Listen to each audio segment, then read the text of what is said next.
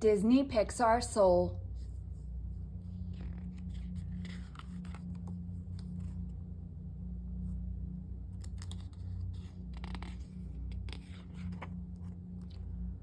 Joe Gardner fought the urge to cover his ears.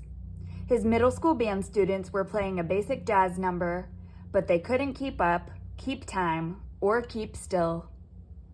That same day, Joe learned that his part-time teaching job had been made full-time. But Joe's dream was to play jazz.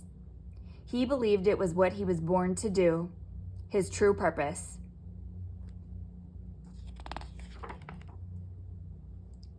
Later that day, Joe's phone rang. It was Curly Baker, one of Joe's former students.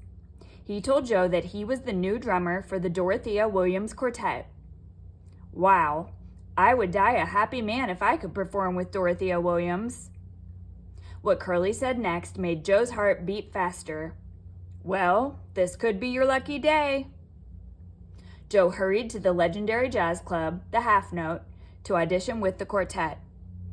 When it was time for his solo, Joe closed his eyes, took a deep breath, and let the music flow. Afterward, Joe saw that everyone had stopped to listen. Sorry, I zoned out a little back there. Dorothea Williams smiled. Get a suit, Teach.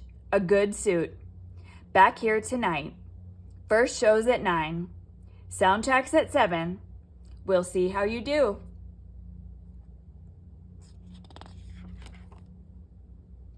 Joe walked through the city chatting on his cell phone and sharing the good news.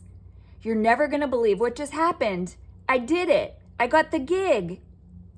Just then, Joe saw a motorcycle heading right for him. He quickly stepped out of the way and fell into an open manhole. Joe's fall landed him on a moving sidewalk headed for a bright light in the distance. It was the great beyond. He turned and ran away from the light. I'm not finished. I gotta get back. I don't want to die. Joe ripped through a barrier and started falling again.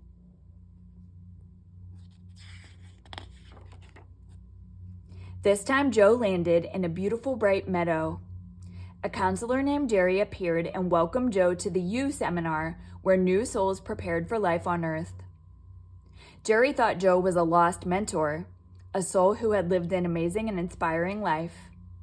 Mentors helped new souls find their spark and earn their Earth Pass. Getting an Earth Pass would be Joe's ticket home.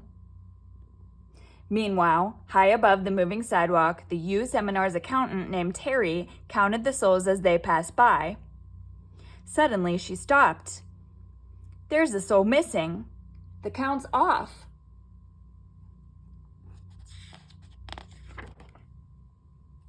Thinking Joe was a lost mentor, the counselors assigned him a troublesome soul known as 22. How many times do I have to tell you? I don't want to go to Earth. 22 had already been through hundreds of mentors, but Joe was unlike the others. He wanted to go back to Earth. 22 couldn't believe it. She agreed to give him her Earth Pass as soon as they found her spark. The pair made their way to the Hall of Everything. Baking could be your spark. But nothing about baking inspired 22. She tried other professions, but still no spark and no Earth Pass. You told me you'd try. What can I say, Joe? Earth is boring. 22 had another idea. She took Joe to the astral plane and introduced Joe to a crew of quirky characters, the Mystics, led by Moonwind. Though the Mystics' minds were in the astral plane, their bodies were still on Earth.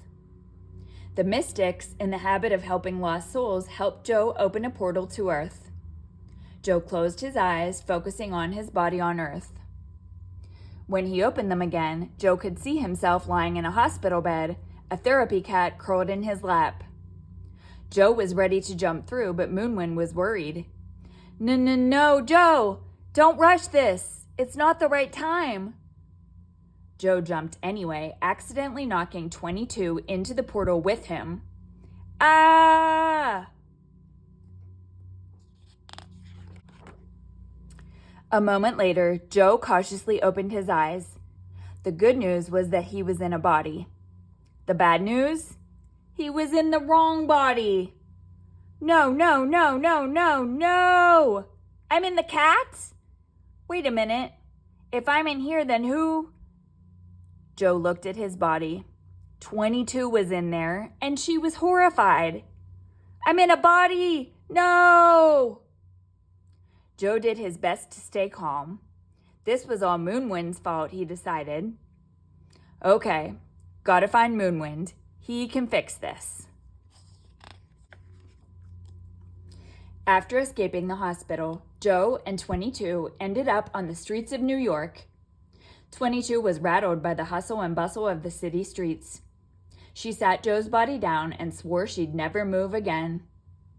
Joe darted off, snagging a slice of pizza. 22 wolfed it down and, to her surprise, felt much better. The two soon found Moonwind at an intersection spinning his sign. The mystic promised he would get Joe back into his body. See you at the half note at 6:30. I'll take care of everything. Once they got to Joe's apartment, there was a knock on the door. It was Connie from Joe's music class. She told Joe that she wanted to quit the trombone. But when Connie played, it was clear she loved music. She just needed a little encouragement to stick with it. 22 was feeling something she'd never felt before. Inspired. I'll help you, but I want to try a few things while we're here. If Connie can find something she loves, maybe I can too. 22 dressed in Joe's trusty old brown suit, and after a mishap with some electric hair clippers, hurried to visit Des at Buddy's barber shop. 22 liked sitting in the barber's chair. She soon had the whole room gossiping, laughing, and even philosophizing with her. No one had ever seen that side of Joe before. 22 was finally feeling comfortable in Joe's body when an unexpected gust of wind knocked Joe's hat off. As 22 bent over to grab it, Joe's pants ripped at the seam. There was only one place where they could get the pants fixed in a hurry. Joe's mom's tailor shop. Joe's mom, Libba, had heard about his upcoming performance with the Dorothea Williams Quartet. She was upset he was chasing an impossible goal. But for the first time, Joe was ready to tell his mom exactly what his dream meant to him. He leaned in and told 22 just what to say. Look, if I'm doing what I love, no matter how hard that is, I'll be fine. Libba listened and smiled. Then, instead of sewing up Joe's pants, she opened the closet and pulled out a surprise. That's my dad's suit.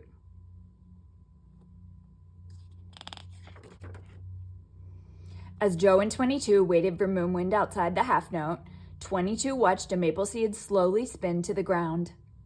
She admitted she was beginning to like being on Earth.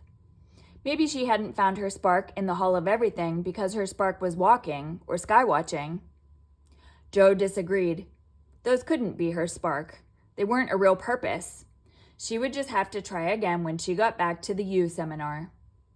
No. I've got to find it here, on Earth. This is my only chance to find my spark. 22 ran down the street and ducked into a subway station. Joe was right behind her, meowing furiously. Then out of nowhere, Terry appeared. There you are, Joe Gardner. It's your time to go. A portal scooped up Joe and 22, and their souls returned to the U seminar.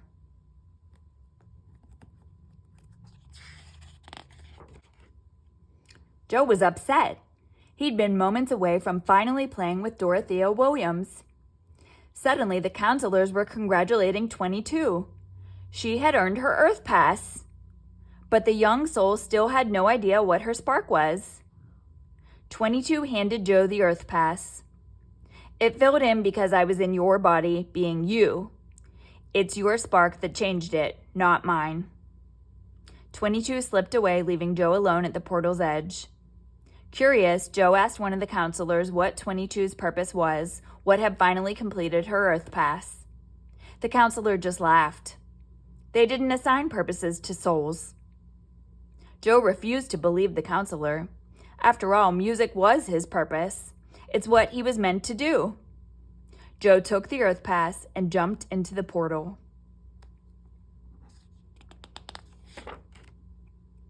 Back on Earth, Joe sat at the half-note piano as the Dorothea Williams Quartet took the stage. From his first note to the last, Joe played his heart out. He was in perfect sync with the other musicians, and his solos brought the house down. It was everything Joe had dreamed. But later, after the show, Joe felt strangely unfulfilled. He thought playing with the quartet would make him feel different somehow, but it didn't. Nothing had changed.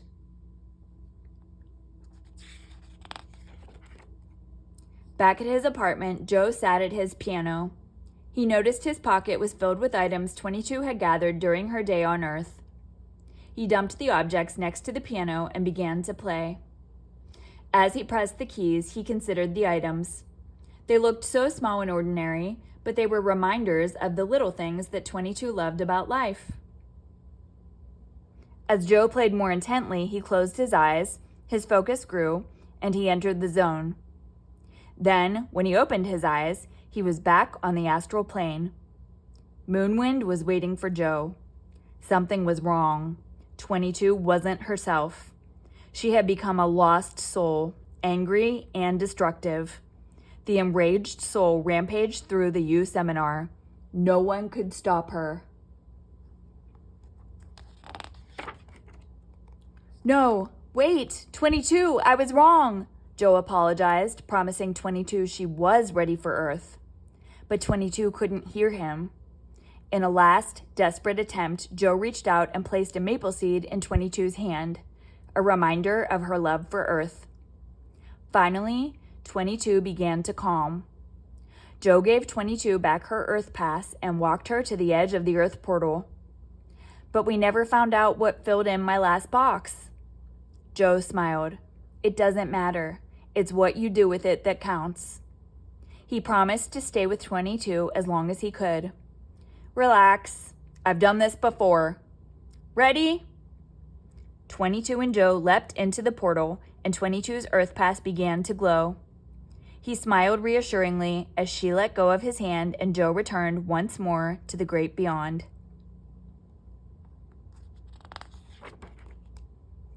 Joe was back on the moving sidewalk when Counselor Jerry stopped him. Joe had inspired all the counselors, and they had a special gift for him.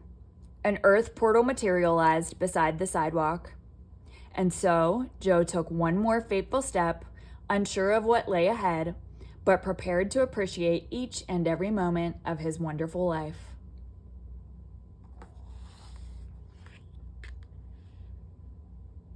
The end.